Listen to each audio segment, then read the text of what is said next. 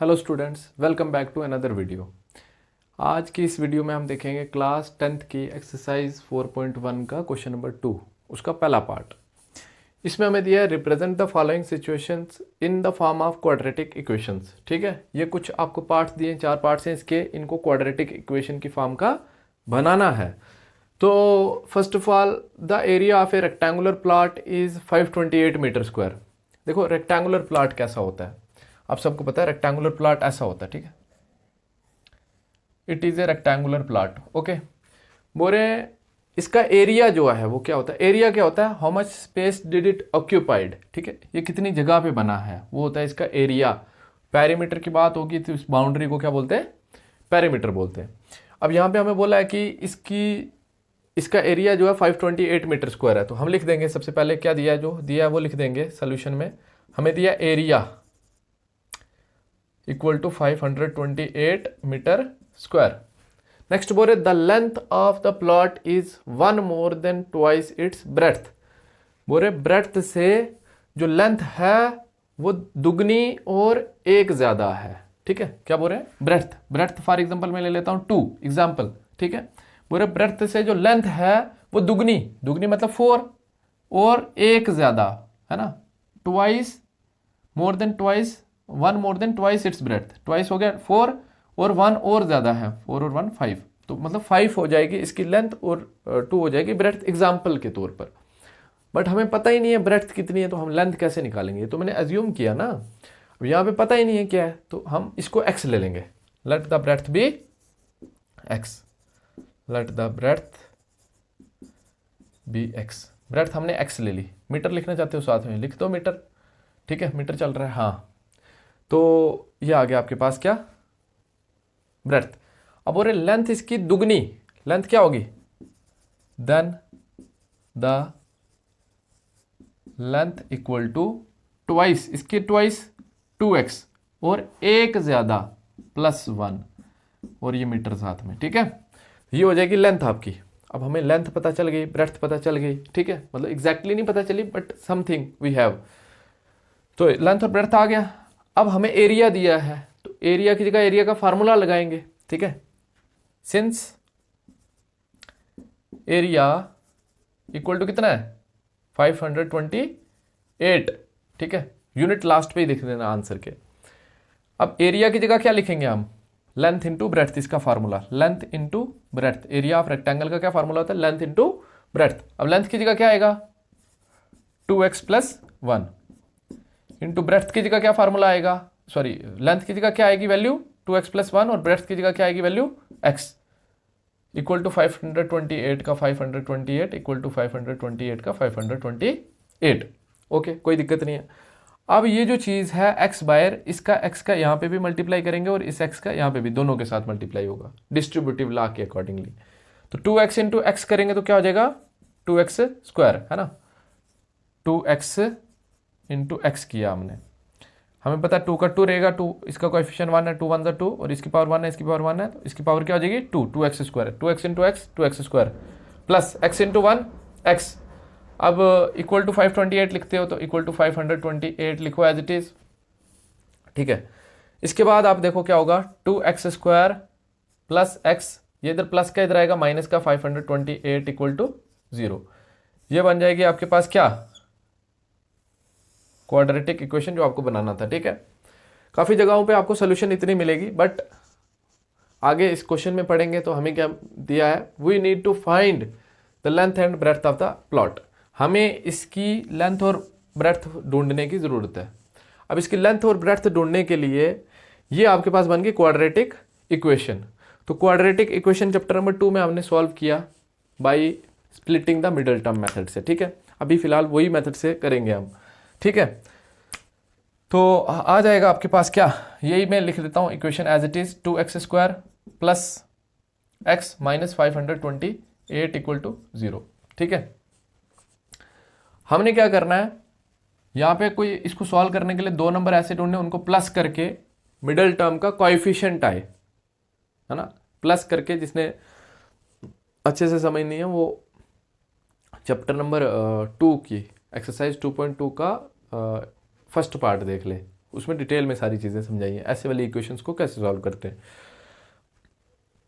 2 number ऐसे ढूंढने हमने इसको सॉल्व करने के लिए, इसको इस चीज़ को स्प्लिट करेंगे, इसकी जगह 2 नंबर लिखेंगे, ठीक है। लेंथ और ब्रेड्थ ढूंढने के लिए ये कर रहे हैं। अभी यहाँ तक तो हो गया, जो आपको बोला था इसको क्वाड्रेटिक इक्वेशन बना के दिखाओ, तो बना के दिखा दी। अब बोल रहे हैं we need to find the length and breadth of the plot, हमें लेंथ और ब्रेड्थ ढूंढने की जरूरत है, ठीक है। तो हमें 2 नंबर यहाँ पे ऐसे ढूंढने ताकि वो इस जगह पे रख सके। कैसे, वो कौन से नंबर हो कैसे पता चलेगा, ताकि उनको प्लस करें या माइनस करें, मिडिल टर्म का कोएफिशिएंट आ जाए। तो मिडिल टर्म का कोएफिशिएंट 1 है, अभी ये पता चला 1 कहाँ से आया, मिडिल टर्म का कोएफिशिएंट। 2 नंबर ऐसे ढूंढने, उनको प्लस करके या माइनस करके 1 आए, और उन 2 नंबर्स को ही, बहुत सारे नंबर होंगे ना जिनको माइनस करके 1 आता है ना, 3 और 2 हो गया, 10 और 9 हो गया, बहुत सारे नंबर्स होते हैं, ठीक है। अब वो बोल रहे हैं कि वो 2 नंबर जो होंगे मल्टीप्लाई उनको करके कितना आए, इन दोनों को मल्टीप्लाई करके देखेंगे। 2 into 528 that is equal to 500 two 1000 28 two 56 1056 है ना। इन दोनों को मल्टीप्लाई करके ये आएगा आपके पास 2 8 16 6 1 कैरी 2 2 4 और 1 5 2 5 10, ठीक है। कोई दिक्कत नहीं है यहाँ तक। और यहाँ पे माइनस था ना, ये माइनस एज इट इज आएगा, यहाँ पे माइनस एज इट इज आएगा, ठीक है। ये पता चला कहाँ से आया, फर्स्ट और लास्ट टर्म का, मतलब एक्सट्रीम टर्म्स का प्रोडक्ट। 2 नंबर ऐसे ढूंढने, उनको प्लस करें या माइनस करें, ये आ जाए, और वही 2 नंबर्स को मल्टीप्लाई करें तो ये आ जाए। वो 2 नंबर क्या होंगे, या तो करने नहीं है। अब वो नंबर निकालने का तरीका देखो, इसके फैक्टर्स निकालेंगे, ठीक है। इसके फैक्टर्स निकालेंगे, इसके फैक्टर्स क्या आएंगे 1056 के। ये किसके टेबल में आ रहा है, किसके टेबल में आ रहा है, 2 में। 2 5 10 2 2 4 1 बचा के 2 8 16 2 2 4 1 बचा के 2 6 12 2 4 2 4 8 2 1 2 2 3 6 2 2 4। नेक्स्ट 2 6 12 2 6 12, मतलब इसके हाफ ऑफ करते गए, सबके हाफ ऑफ कर रहे हैं, ठीक है।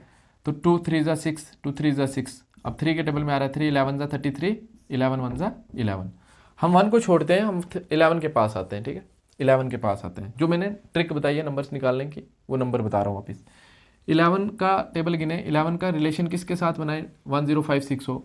तो आपको अगर ये मुश्किल लग रहा है कि 1056 11 कितने सा 1056 हो, डिवाइड करना पड़ेगा, थोड़ा सा अगर लेंथी लग रहा है, तो आप क्या करो, इसका रिलेशन इसके साथ बनाओ कि किसके साथ प्लस माइनस करके 1 होता है। तो एक तो 11 का 12 के साथ बन सकता है रिलेशन, एक तो 11 का बन सकता है किसके साथ, 10 के साथ, है ना। 11 में से 10 के तब भी 1 आएगा, 12 में से 11 के तब भी 1 आएगा। बात आई समझ में। तो हमारा 11 का रिलेशन इनके साथ बना, मैंने देखा इनको माइनस करके तो ये हो जाएगा, ठीक है, बट इनको क्या मल्टीप्लाई करके ये होगा, नहीं होगा, दूर दूर तक नहीं होगा ये, है ना। 2 1 2 हो रहा है, लास्ट यूनिट तो 2 ही है, तो नहीं हो रहा है। 1 0 0, तो लास्ट प्लेस इसकी मल्टीप्लाई करके 0 आएगी, इसके लास्ट पे तो 6 है, तो ये भी नहीं होगा। अब आ जाएंगे हम किसके पास, 33 के पास, ठीक है। 33 के पास, अब 33 का किसके साथ रिलेशन बनाए आ जाए, 33 का या तो 34 के साथ हो सकता है, या तो 33 का 32 के साथ हो सकता है। अभी बताया ना, 33 में से 32 माइनस करेंगे 1 आएगा, और 34 में से 33 माइनस करेंगे तो 1 आएगा। अब हमने मल्टीप्लाई करके देखना है क्या ये कंडीशन सेटिस्फाइड कर रही है कि नहीं कर रही। अब मैंने देखा 3 2 6, तो यहाँ पे तो पॉसिबिलिटी है, क्योंकि 3 2 6 आएगा, इसके लास्ट पे 6 है, तो इसके जो मल्टीप्लीकेशन होगा उसके लास्ट पे भी 6 होगा। अब इन दोनों को मल्टीप्लाई करके देख लेंगे, 32 इंटू 33, 3 2 6 3 3 9, फिर से वही आएगा 6 9, फिर यहाँ पे 6 9 और 5 9 और 6 15 5 1 कैरी 9 और 1 10 1056 आ गया।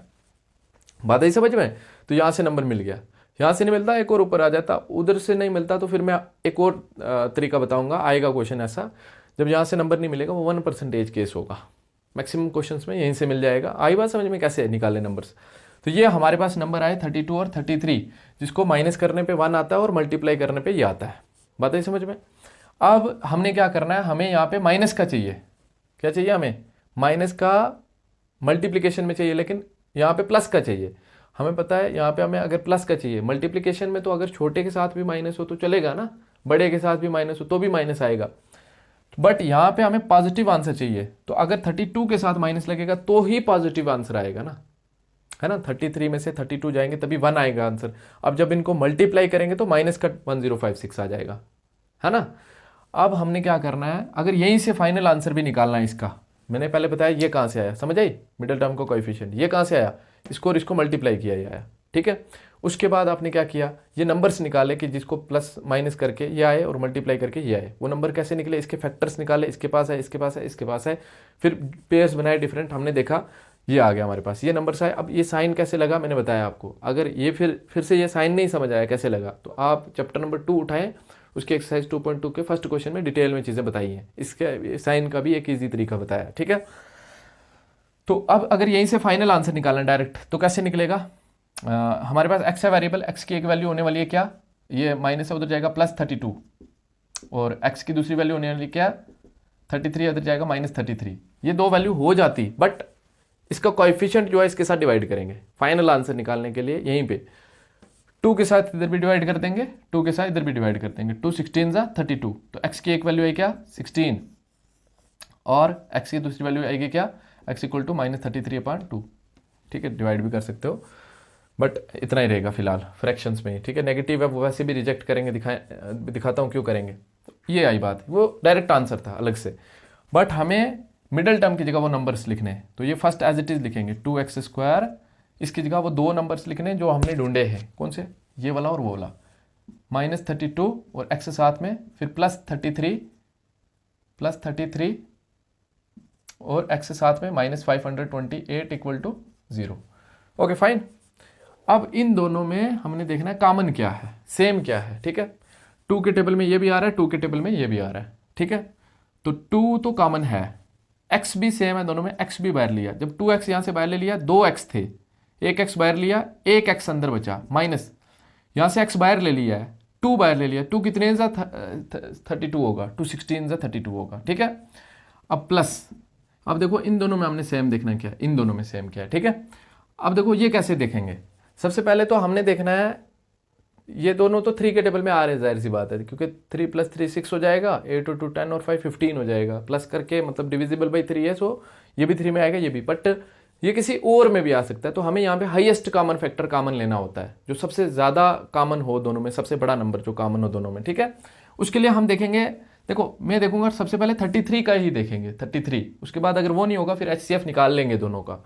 33, तो 33 अगर मैं ले लूँ कॉमन, तो मुझे ये चेक करना है कि 33 के टेबल में 528 आता है नहीं आता है। इसके लिए ट्रिक ये बताता हूँ, हमें पता है कि यहाँ पे तो x ही आएगा, अगर कॉमन 33 लिया यहाँ पे x आएगा, मैंने कहा है यही ब्रैकेट सेम आती है, अगर यहाँ पे x आएगा तो दूसरा 16 आने वाला है, तो 33 को 16 के साथ मल्टीप्लाई करके देखेंगे, ठीक है। 33 को किसके साथ मल्टीप्लाई करके देखेंगे, 16 के साथ, आई समझ, और किसी के साथ क्यों नहीं करेंगे, डायरेक्ट बताया मैंने आपको 16 के साथ ही करेंगे, क्योंकि यहाँ पे भी 16 आने वाला है, यही अगली नेक्स्ट ब्रैकेट में भी आता है, सेम आता है, तो उस तरीके से दिमाग लगाया हमने, ठीक है। 6 3 18, 8 1 कैरी, 6 3 18 और 1 19, 1 3 3 1 3 3, 8 का 8, 9 और 3 12, 2 1 कैरी, 3 1 4 1 5 5 28 आ गया ना।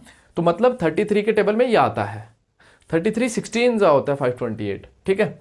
तो 33 अगर कॉमन ले लें, अंदर क्या बचेगा, यहाँ पे यही बचेगा, हमेशा हमेशा यही बचेगा, x - 16 इक्वल टू 0। अगर वेरीफाई करना है तो वेरीफाई कर सकते हैं, 33 × x 33x plus minus minus ही हो जाएगा, 33 × 16 करेंगे तो 528 भी हो जाएगा, वेरीफाई भी हो गया, ठीक है। अब इन दोनों में देखना है सेम क्या है, ये चीज़ सेम है दोनों में, तो x - 16 बाहर लेंगे, यहाँ पे क्या बचेगा 2x, प्लस यहाँ पे क्या बचेगा 33 इक्वल टू 0। आई बात समझ में। अब दो चीज़ों का मल्टीप्लीकेशन में आंसर 0 है, इन दोनों में से कोई एक जरूर 0 होगी, तो हम ले लेंगे आइदर, या तो क्या 0 होगी, आइदर x - 16 इक्वल टू 0 और 2x + 33 इक्वल टू 0। इधर माइनस का उधर जाएगा प्लस का, तो x इक्वल टू 16, ओके, और यहाँ पे इधर माइनस प्लस का इधर जाएगा माइनस का, 2x इक्वल टू -33, ये इधर मल्टीप्लाई में उधर जाएगा डिवाइड में, x equal to -33 divided by 2, okay, ये चीज़ आई आपकी। अब देखो x की दो वैल्यूज निकली, x क्या था हमारा ब्रेड्थ, तो ब्रेड्थ ये होती है, ठीक है। तो ब्रेड्थ कभी भी नेगेटिव नहीं होती किसी चीज़ की, ठीक है, ब्रेड्थ नेगेटिव नहीं होती, एज नेगेटिव नहीं होती, ठीक है, डिस्टेंस नेगेटिव नहीं होता, ठीक है। तो ये सारी चीज़ें नेगेटिव नहीं होती। अब देखो नेगेटिव क्यों नहीं होती, क्योंकि कम से कम फॉर एग्जांपल 1 मीटर एज्यूम कर लो, फॉर एग्जांपल, ठीक है, जस्ट यहाँ से यहाँ तक है 1 मीटर एज्यूम करो, अब 0.5 यहाँ तक होगा, अब 0.3 यहाँ तक होगा, अब यहाँ पे 0 मतलब एक पॉइंट ही है, उसका डिस्टेंस 0 भी नहीं होता है कभी भी, ठीक है, मतलब अब माइनस में चला जाए, माइनस में तो होगा ही नहीं ना, डायरेक्शन नेगेटिव हो सकती है उसके लिए, ये भी एक डिस्टेंस ही है ये, ठीक है। तो यहाँ पे ब्रेड्थ नेगेटिव नहीं हो सकती, इसलिए ब्रेड्थ को रिजेक्ट करेंगे, नेगेटिव वाली को। तो एक्स की ये वैल्यू होगी, breadth can't be negative, so we reject x equal to -33/2, इसको रिजेक्ट करेंगे। देयरफॉर x इक्वल टू आपका क्या आ जाएगा 16, ठीक है, x इक्वल टू 16 आ गया, that means breadth equal to 16 आ गया आपका, क्या आ गया, ब्रेड्थ इक्वल टू 16। अब आपने लेंथ निकालनी है, breadth equal to 16 metre, and अब आपने निकालनी लेंथ, लेंथ इक्वल टू आपका क्या आ जाएगा, लेंथ आपने क्या माना है 2x + 1, तो 2 × x की जगह वैल्यू डालेंगे, कितनी है 16 + 1, 16 × 32 + 1, that is equal to 33 metre. तो ये आ जाएगी आपकी लेंथ और ये आ जाएगी आपकी ब्रेड्थ। तो ये हमें निकालना था। इसके साथ हमने कंप्लीट किया question number 1 of exercise 4.1। Hope कि आप सबको समझ आया होगा। समझ आया तो please do like, share and subscribe. Thank you for watching the video.